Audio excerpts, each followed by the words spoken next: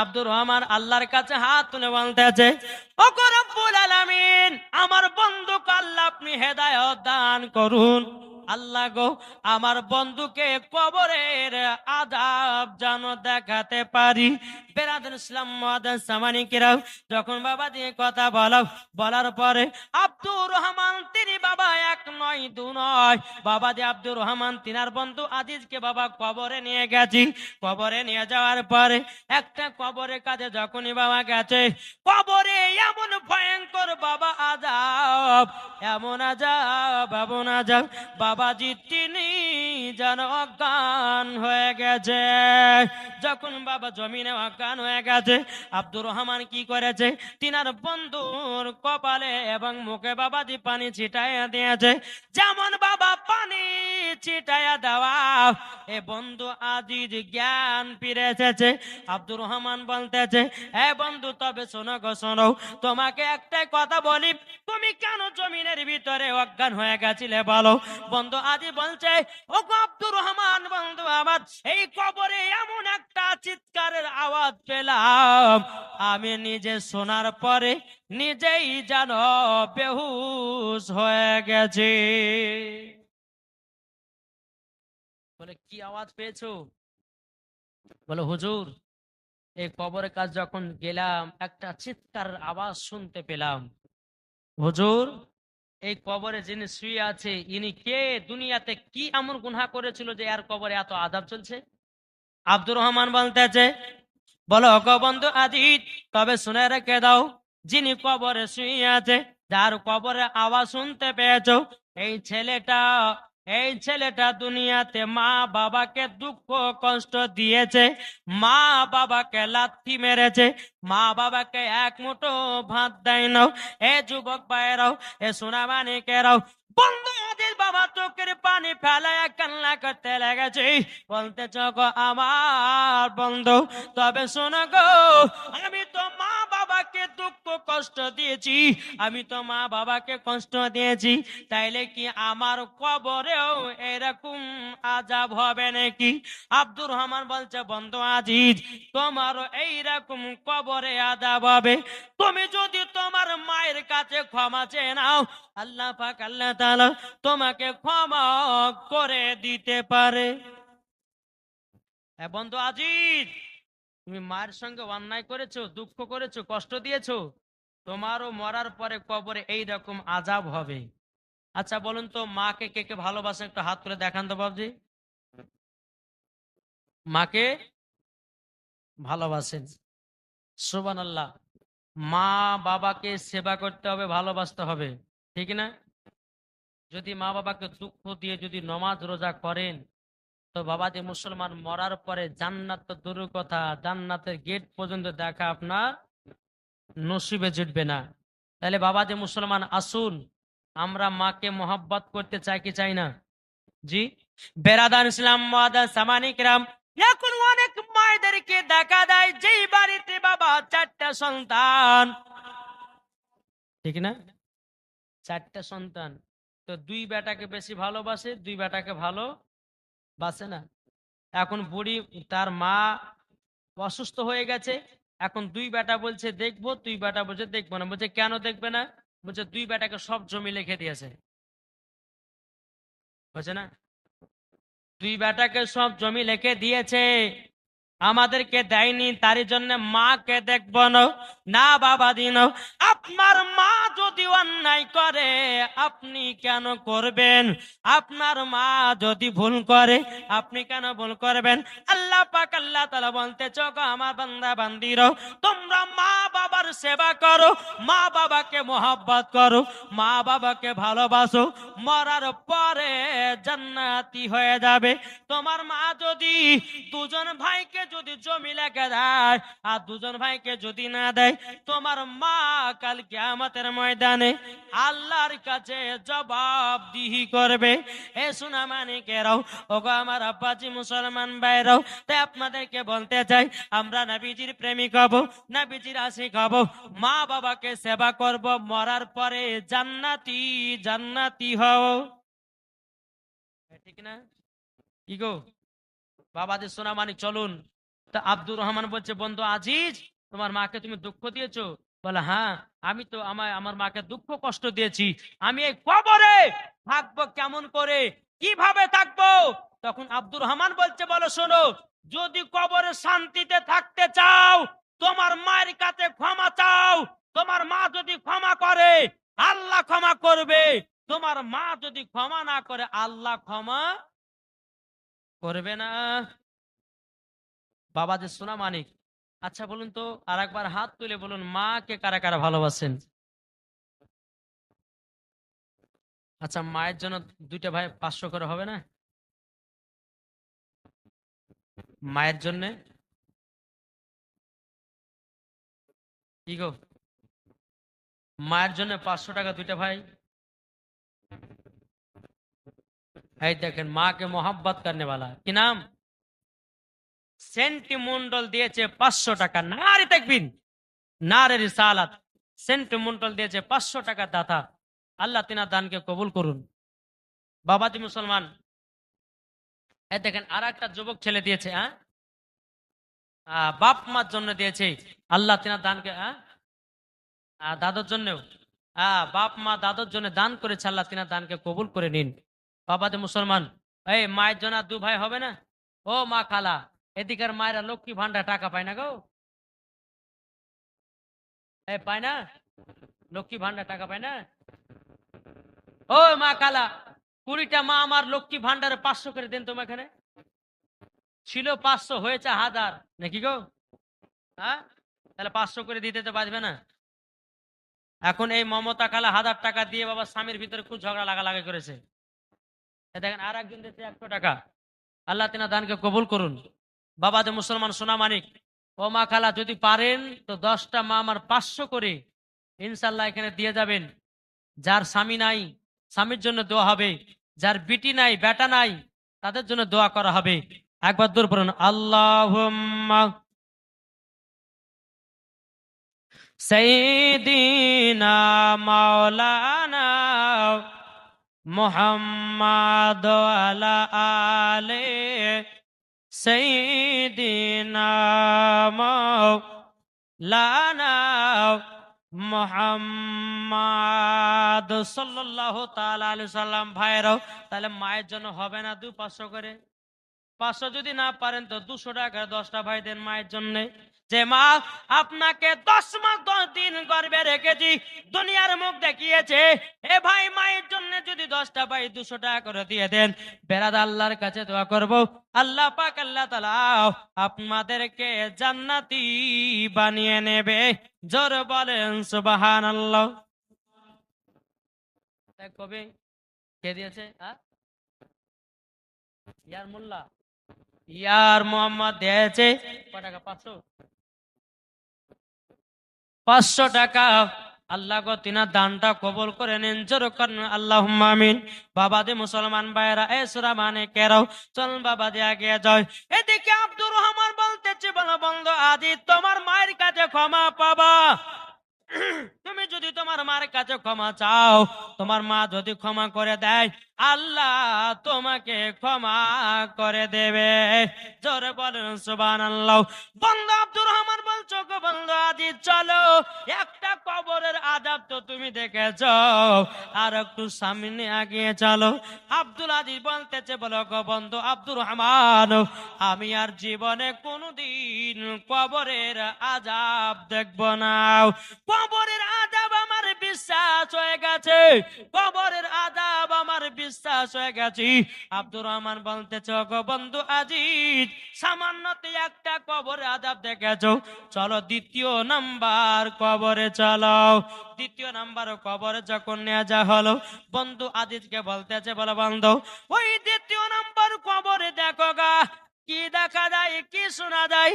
বন্ধু আজিজ কবরের কাছে যেমন গেছে রে বাবা, কেমন আর একটা কবরের আওয়াজ, এত বড় আওয়াজ বাবা যে আবারও আব্দুর রহমান বেহুশ হয়ে গেছে।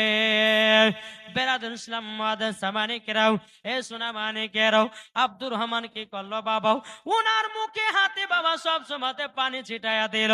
পানি ছিটাইয়া দেওয়ার পরে বেরাদুল ইসলাম মুআদ্দিন সামানিকেরাও যখন বাবা আপনার ফিরে আসলো, জ্ঞান যখন ফিরে আসলো, আব্দুর রহমান তিনি বলতেছে, বলো গো বন্ধু, তবে শোনো গো, শোনো কি ব্যাপার, এই কবরের আযাব শুনে তুমি আবার অজ্ঞান হয়ে গেল কেন? আব্দুল আদি বলতেছে, গো আব্দুর রহমান ভাই, আমি প্রথম কান কবরের আওয়াজ শুনলাম, দ্বিতীয় নাম্বার কবরে তার থেকে বিশাল কঠিন আওয়াজ শুনলাম। জোরে বলেন সুবহানাল্লাহ। আব্দুর রহমান বলছো, গো বন্ধু, তবে শুনো গো, তুমি কি জানো নাকি এই কবরের যে এত বড় আওয়াজ শুনতে পেয়েছো, ইনি কে আছে কবরে? আব্দুল আজিজ বলছে, বন্ধু গো, কে আছে কবরে? বেরাদুল ইসলাম মুআদ্দিন সামানিকেরাও, এ সোনা মানিকেরাও, যখন বাবা দিয়ে কথা বলার পরে আব্দুর রহমান তিনি বলতেছে, বলো গো বন্ধু, তুমি তো এই সামান্য দুটো কবরের আযাব দেখার পরে তুমি তো জমিনে বেহুশ হয়ে গেছো। তখন বন্ধু আব্দুর রহমান আব্দুল আজিজ বলতেছে, বন্ধু গো, ইনি যে কবরে শুয়ে আছে দুনিয়াতে কি গুনাহ করেছে? আব্দুর রহমান বলছো, গো বন্ধু, এই ছেলেটা মদ পান করেছে, এই ছেলেটা গুনাহ করেছে, এই ছেলেটা পাপ কাজ করেছে, তারই জন্য কবরে এত ভয়ানক আযাব। কেমন আওয়াজ? এই দেখো আল্লাহ, তুমি ক্ষমা করে দাও। বাবাজি,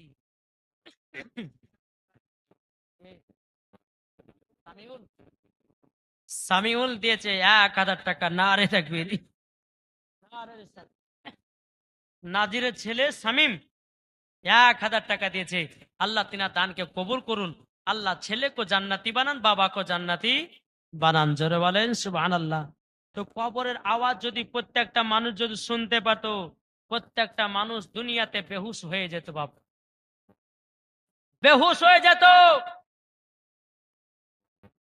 বন্ধু আব্দুর রহমান বলছে, বন্ধু আদিজ, চলো তোমাকে 3 নাম্বার কবর আযাবটা দেখায়। জোরে বলেন।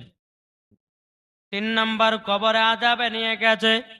নিয়ে যাওয়ার পরে কবরটা এত বাবা গভীর আছে, এমন একটা গর্ত।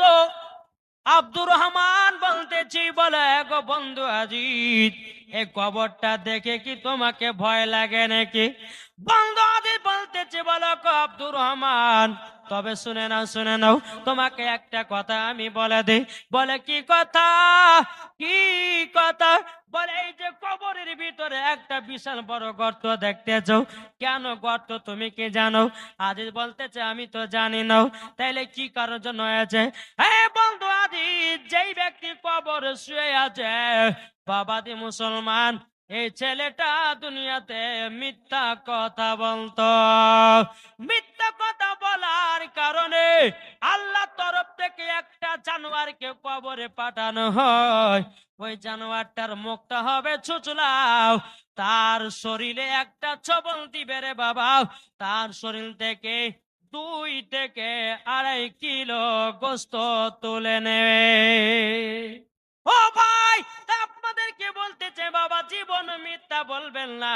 মিথ্যা কথা একটা যদি বলেন, একটার জন্য 10টা মিথ্যা বলতে হয়। কি গো, ঠিক না? একটার জন্য দেখবেন 10টা মিথ্যা বলতে হয়। এখন বাবা যে মুসলমান সোনা মানিকেরও, আমরা বাবা রাস্তায় চলতে চলতে বাবা মিথ্যা কথা বলে, আমরা রাস্তায় চলতে চলতে কত খারাপ কাজ করে। আল্লাহ পাক আল্লাহ তাআলা বলছে, বান্দা বান্দিরাও, তোমরা জীবনে কোনোদিন মিথ্যা কথা বলিও না। মরার পরে তোমাদের জিহ্বাগুলোকে কেটে জাহান্নামের আগুনে পোড়ানো হবে। বেরাদুল ইসলাম মুআদ্দিন সামানিকেরাও, এ সোনা মানিকেরাও, আব্দুর রহমান বলতেছে, বলে, বন্ধু আজিজ, তুমি তো এই কবরের আযাব তুমি বুঝতে পারলাও, এবার চলো তোমাকে 4 নাম্বার কবরের আযাব দেখাবো। ক নাম্বার? 4 নাম্বার। 4 নাম্বার কবর আযাব। ও মা খালা, আপনাদেরকে বলতেছে, মা রাতের বেলায়, মা জননীরা, একটু মন দিয়ে ওয়াজটা শুনেন। ঠিক না? বলতেছে মন যদি দিতে হয়, কাকে মন দেব?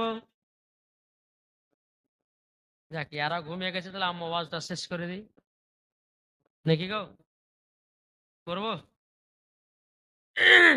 মন যদি দিতে হয় নবীকে দেও, ভালো যদি বাঁচতে হয় নবীকে বাস। জোরে বলেন। মন যদি দিতে হয় নবীকে দেও, ভালো যদি বাঁচতে হয় নবীকে বাস। তাহার দুঃখ কষ্ট যন্ত্রণা তিনি সইতে পারে না, ওই নবীর নামে মিলাদ করিও। মন যদি দিতে হয় নবীকে দেও, ভালো যদি বাঁচতে হয় নবীকে বাস। জোর করুন। নবী আমার জেগে আছেন সোনার মদিনায়, নবী আমার জেগে আছেন সোনার মদিনায়। ওই নবীর নামে তোমরা শুধু, ওই নবীর নামে তোমরা শুধু আরে কাম করিও। মন যদি দিতে হয় নবীকে দিও, ভালো যদি বাঁচতে হয় নবীকে বাস। জোর কানু সুবহানাল্লাহ। বন্ধু আব্দুর রহমান বলতেছে, বলো গো বন্ধু আজিজ, সামান্য 3টা কবরের আযাব দেখেছো, এবার চলো 4 নাম্বার কবরের আযাব। যখন বাবা বন্ধু আজিজকে 4 নাম্বার কবরে নিয়ে যাওয়া হলো, নিয়ে যাওয়ার পরে বলতেছে, বন্ধু আজিজ যাও কবরে যাও, যাবার পরে কবরটাতে একটু কান লাগায়া শোনাও। বন্ধু আজিজ বাবা কবরে কাজে গেল, কান লাগায়া বাবা শুনেছে বাবাজি একজন মহিলার কান্নার আওয়াজ। কিসের আওয়াজ? মহিলাটা কবরে কান্না করে বলছে, ও গো ভাইরা আমাকে কবর থেকে বের করো, কবর থেকে বের করো। বন্ধু আদির বাবাজি ভয় খেয়ে গেছে, তিনার বন্ধু রহমানকে বলতে, যাক আব্দুর রহমান, আজকে কবরে গেলাম, একটা মহিলার কান্নার আওয়াজ পেতেছি, কান্নার আওয়াজ পেতেছি। মহিলাটা বলতেছে আমাকে কবর থেকে বের করো, কবর থেকে বের করো। আব্দুর রহমান বন্ধু আজিজ কবর থেকে বেরিয়ে বাবা গ্রামের মানুষকে জানাইয়া দিল, ও গ্রামবাসীরা তবে শোনো গো, আজকে আমরা কবরে গেছিলাম, যাওয়ার পরে আমরা একটা মহিলার কান্নার আওয়াজ শুনেছি। সমস্ত মানুষ বাবা কবরে কাছে আসলো, সত্যি তো তাই, মহিলাটা কেঁদে কেঁদে বলছে, ও ভাইরা আমাকে কবর থেকে বের করো। সমস্ত গ্রামের মানুষেরা বলতে, যা কাজ করো, মহিলাকে কবর থেকে বের করা হোক। বাবাজি কবরটা খোঁড়া হলো, খুঁড়তে খুঁড়তে খুঁড়তে খুঁড়তে বাবাজি সোনা মানিকেরা কবরটাকে একটু ফাঁকা করে দিয়েছে। মহিলাটা বলছো, গো ভাই তোমরা সম্পূর্ণ কবরটা ফাঁকা করিও না, ফাঁকা করিও না। বলে কেন? ভগবান তুমি তো আমাকে বলেছো, আমাদেরকে বলেছো কবর থেকে বেরাবো, তাইলে কেন সম্পূর্ণ ফাঁকা করতে দেবে না?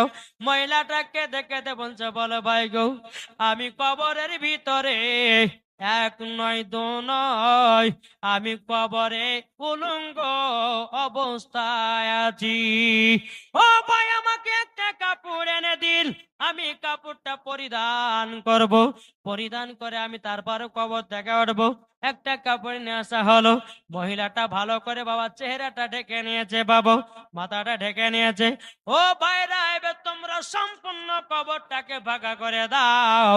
যখন বাবা সম্পূর্ণ কবরটা ভাগা করে দিয়েছে, মহিলাটা কবর থেকে উঠে বাবাজি মহিলাটা বাড়ির দিকে দৌড় মারতে লেগেছে। যারা কবর করতেছিল তারা বলতেছে, বলে কি ব্যাপার, মহিলাটা আমাদের সাথে কথা না বলে কেন কবর থেকে উঠে পালায়া গেল, কি ব্যাপার? যারা কবর করতেছিল সমস্ত বাবা মানুষ মহিলার পেছনে পেছনে আপনার ছুটতে লাগলো। ছুটতে ছুটতে ছুটতে বাবাজি মহিলাটা বাড়িতে গিয়ে তার দরওয়াজা আপনার টেনে দিয়েছে, দরওয়াজা বন্ধ করে দিয়েছে। মহিলাটা একা ঘরের ভিতর। আচ্ছা বলুন, আপনাদের কবর থেকে যদি কেউ একজন জিন্দা বেরিয়ে আছে, আপনাদের আশেপাশে যতগুলি এলাকা আছে তারা দেখতে আসবে কি আসবে না? আরে অমক বাবা বলবে, জি এই গ্রামটার নাম কি বাবা? হরে কৃষ্ণ পরে কবরে একজন মহিলা জিন্দা বেরিয়ে এসেছে, সবাই দেখতে আসবে এই গ্রামে, আসবে না? সব মানুষ জেনে নিল যে কবর থেকে একজন জিন্দা মহিলা বেরিয়ে এসেছে। এত ভিড় দেখার জন্য কিন্তু মহিলাটা দরওয়াজা লাগিয়ে দিয়েছে। যারা কবর করতেছিল বাবাজি দুটা মহিলাকে বললো, হ্যাঁ বোনেরা তোমরা শুনো গো, আমরা কপাট ভেঙে দেব, তোমরা দুজন মহিলার কাছে যাও আর মহিলাকে জিজ্ঞাসা করবা কিসের জন্য কবর থেকে বেরিয়ে আসলাম। হে বাবাজি মুসলমান ভাইরাও, ওগো আমার সোনা মানিকেরাও, যখন বাবাজি কথা বলার পরে বেরাদুল ইসলাম মাদ্রাসা মানিকেরাও বাবাজি দরওয়াজাটা ভেঙে দিল। দুজন মহিলা বাবা আপনার ঘরের ভিতরে প্রবেশ করলো। মহিলাটা এইরকম চেয়ারের উপরে বসে আছে, পেছন দিকে বাবা দরওয়াজাও। দুটো মহিলা পেছন থেকে হাঁটতে হাঁটতে এসে বাবাজি মহিলার মাথাতে যেমনই হাত দিয়ে ঘুরাতে যাবে কি বাবাজি মাথা থেকে কাপড়টা যেন নেমে গেছে। মাথা থেকে কাপড়টা যখন সরে গেছে রে বাবা, মাথাতে যেন একটাও যেন চুল নাই, শুধু মগজ দেখা যায়। কি দেখা যায়? জোরে বলেন না। মগজ দেখা যায়, চুল একটাও নাই। দুটা মহিলা বলছে, বোন তোমার মাথা চুল গেল কোথায়? মহিলাটা বলছো, গো বোনেরা আমি যখন দুনিয়াতে বেঁচে ছিলাম আমার মাথার চুল পর পুরুষকে আমি দেখিয়ে বেরিয়েছিলাম, আমার চুল গলকে রাস্তা রাস্তায় আমি খুলে বেরিয়েছিলাম। তার জন্য আল্লাহ পাক আল্লাহ তাআলার ফেরেশতারাও আমার মাথার চুল গলকে জাহান্নামের আগুনে পোড়ায়া দিয়েছে, শুধু মাথায় মগজ দেখা যায়। এই বাবাজি মুসলমান ভাইরাও সোনা মানিকেরাও এইরকম ভাবে বাবা কথা বলতে বলতে বাবাজি মুসলমান ভাইরাও মহিলার মুখ থেকে যখন পর্দাটা সরে গেল, ওই মহিলার ঠোঁট দুটো কাটা, বাবাজি ঠোঁট দেখা যায় না। মহিলার ঠোঁট কাটা। দুটো মহিলা বলতেছে, হে বোনেরা তোমরা শোনো শোনো শোনো, বোন গো তোমার ঠোঁট গেল কোথায়? মহিলাটা বলতে বলে, বোনেরা আমি যখন দুনিয়াতে বেঁচে ছিলাম আমি ঠোঁটে লিপস্টিক ব্যবহার করতাম। কি? ঠোঁটে লিপস্টিক ব্যবহার করতাম, তারই জন্য আল্লাহ পাক আল্লাহ তাআলার ফেরেশতারা আমার ঠোঁট গলাকে কেটে কেটে জাহান্নামের আগুনে পুড়ায়া দিয়েছে। যখনই বাবা কথা বলার পরে মহিলার হাতের বাবাজি আপনার আঙুল গুলো নাই, বাবাজি আর্ধেক আর্ধেক করে আপনার কাটো। মহিলা দুটা বলছে, বোন তোমার হাতের আঙুল গেল কোথায়, তোমার পায়ের আঙুল গেল কোথায়? বাবাজি মুসলমান ভাইরাও মহিলাটাকে দেখে বলছে, বোন গো আমি হাত পায়ে নখ পালিশ ব্যবহার করতাম, তারই জন্য আল্লাহ পাক আল্লাহ তাআলার ফেরেশতারা আমার আঙুল গুলোকে কেটে কেটে কেটে জাহান্নামের আগুনে পুড়াইয়া দিয়েছে। এ বাবাজি মুসলমান ভাইরাও যখন বাবাজি কথা বলার পরে পরে মহিলাটা আবার দুনিয়া থেকে বিদায় নিল। তাইলে বাবাজি এখানে কি বোঝা গেল? কি গো, কি বুঝলেন? মহিলাটা কেন আপনার কবর থেকে এসেছিল?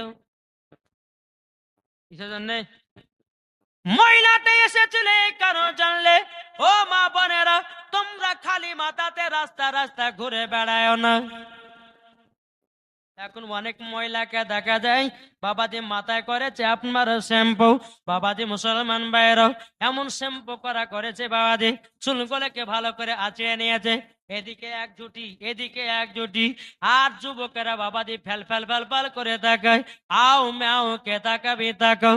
এখন আমি তোদের সরকারি ভাবি, তোর ভাই নাই দুনিয়ায়, তোর ভাই আছে কারালাও, অসুবিধা কিছু নাই, যত পারবি দেখ, যত পারবি দেখ, তোদের অসুবিধা নাই। এখন আমি তোদের সরকারি ভাবি, তোর ভাই আছে বোম্বাই। কি গো, ঠিক না? মায়েদেরকে বলছে, মা মাথাতে চুলগুলোকে পর পুরুষকে দেখায় না, এই মাথার চুল দেখার অধিকার কার আছে? একটু জোরে বলেন না। স্বামীর। আল্লাহর পবিত্র কোরআন বলছে, হুন্না লিবাসুল্লাকুম আনতুম লিবাসুল্লাহ হুন্না। স্ত্রী হলো স্বামীর পোশাক, আর স্বামী হচ্ছে স্ত্রীর পোশাক। ও মা খালা,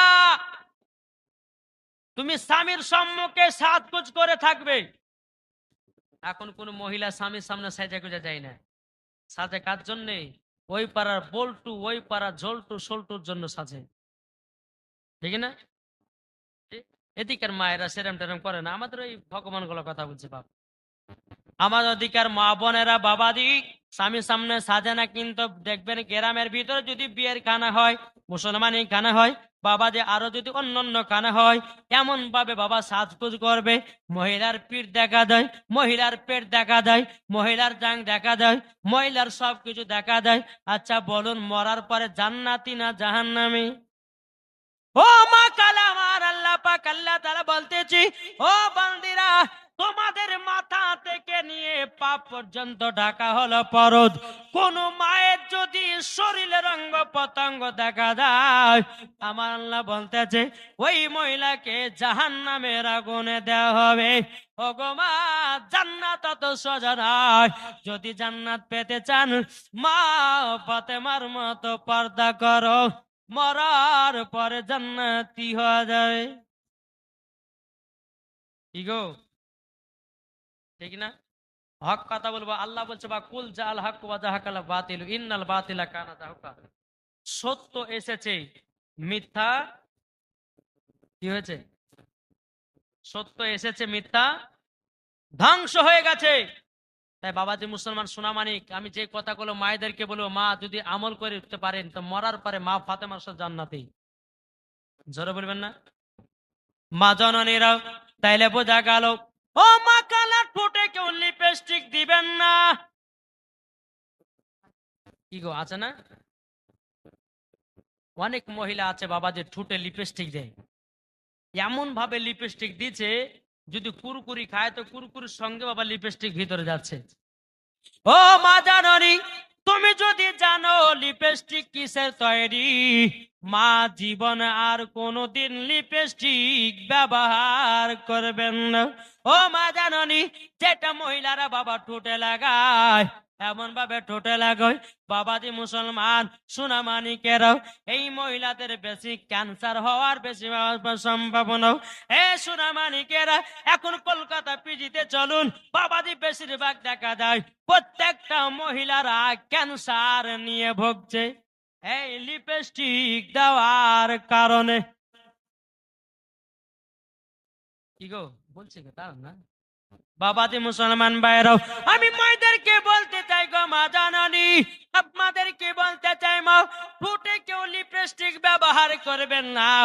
যদি ব্যবহার করেন, ওই মহিলার মতো ঠোঁটগুলো কেটে জাহান্নামের আগুনে পোড়ানো হবে। ইসলাম মাদাসামানেকেরাম, ও মা জাননী, হাত পায়ে কই আপনার কিনা কুমকুমি ব্যবহার করবেন না, যাকে বলা হয় নখ পালিশ। কি গো, আমার কথা কি বুঝতে পারছেন? এগুলো আমাদের দরকার আছে না নাই? যে দরকার আছে না? এখন অনেক মহিলাকে দেখা যাচ্ছে বাবা যে হাতে এমন ভাবে নখ পালিশ দিয়েছে, যদি স্বামী স্ত্রীর সঙ্গে সহবাস করে তো স্বামী স্ত্রীর সঙ্গে সহবাস করার পরে গোসল ফরজ হয়, হ্যাঁ, গোসল যখন করতে যাবে ওর গোসলও হবে না, নাপাক নাপাকই থাকবে। তাই মহিলাকে বলছি, হাত পায়ে তোমরা কুমকুমি দিবে না। কুমকুমিটা হচ্ছে চামড়া জাতীয় জিনিস। যদি মহিলারা হাতে কুমকুমি দেয়, উজু করলে উজু হবে না। আর উজু যদি না হয়, নমাজও হবে না, কোরআন তেলাওয়াত করাও হবে না। তাই মায়েদেরকে বলছে, মা হাত পায়ে কেউ কুমকুমি ব্যবহার করবেন না। যাকে বলা হয় নখ পালিশ। যদি পারেন তো মেহেদি দিতে পারেন হাতে, অসুবিধা নাই। কি বললাম? মেহেদি। তারপরে বাবা যে মুসলমান সোনামানিক, মা যদি হাত পায়ে যদি আপনি কুমকুমি নখ পালিশ দিয়ে যদি মারা যান, তা আপনার হাত পায়ের আঙুলগুলোকে কেটে জাহান্নামের আগুনে পোড়াবে। মা জননী, সোনামানিকেরা, আপনাদেরকে বলি, বিবিদেরকে নখ পালিশ কিনে দিবেন না, ঠোঁট পালিশ কিনে দিবেন না। ও মা কালা, যেই মহিলারা ঠোঁটে লিপস্টিক দেয়, ওই লিপস্টিকটা বাবাজি খিনজিরের চর্বি দিয়ে তৈরি করা। কিসের চর্বি বললাম? খিনজির মানে বুঝছেন? জি। হ্যাঁ, অনেক মানুষ বলছে যে এই নামটা করলে নাকি 40 দিন মুখ নাপাক হয়, বলে কি বলে না? কিন্তু বাবা যে মানুষ যদি না বোঝে তো বলতে হবে, কি হবে না? জি।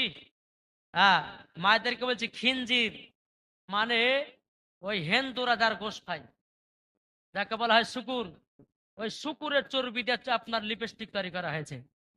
মা বোন তো জানে না। এখন বৈজ্ঞানিকেরা বাবাজি ক্যামেরাতে সার্চ করে দেখছে লিপস্টিক কে বাবাজি ঘিনি ঘিনি সাদা সাদা পোকা, যেটা চোখে দেখা যাবে না। বুঝতে পেরেছেন? হ্যাঁ, বেরাদের ইসলাম মুআদ্দাস সামানিকরাম, আপনাদেরকে বলতে চাই যে মা বোনেরা শুনেন, ঠোঁটে লিপস্টিক দিবেন না। বুঝতে পেরেছেন কিছু?